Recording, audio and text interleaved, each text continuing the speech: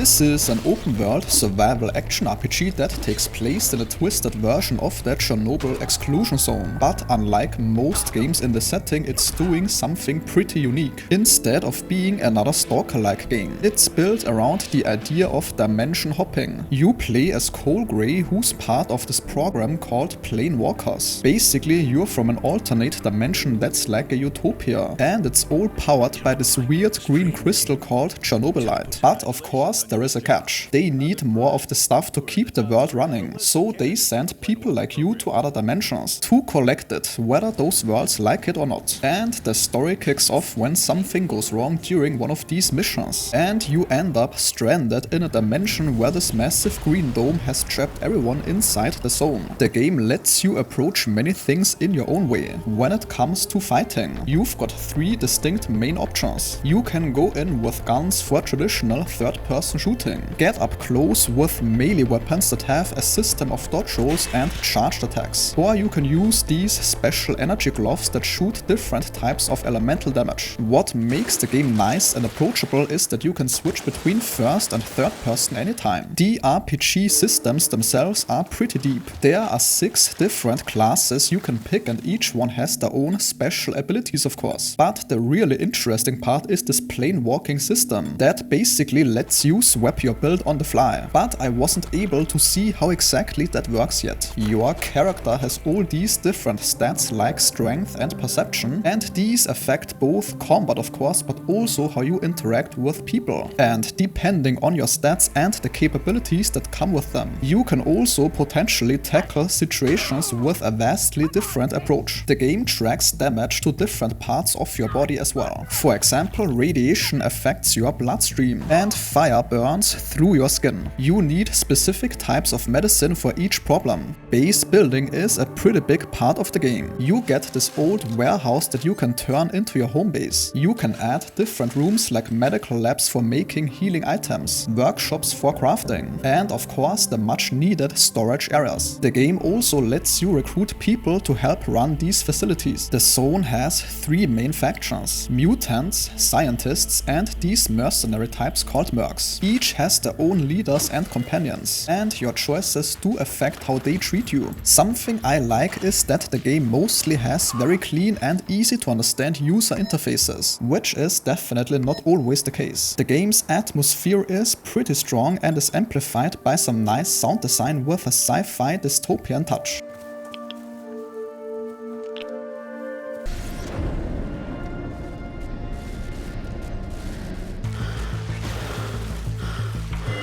Since it is heading into early access, some things still need work. For example, some systems are not fully explained yet. They are planning to have only about a third of the final game's content ready at launch. So if you expect a finished game, then it's better to wait. And that sentence concludes today's video. If your time was respected, a like or comment is very much appreciated.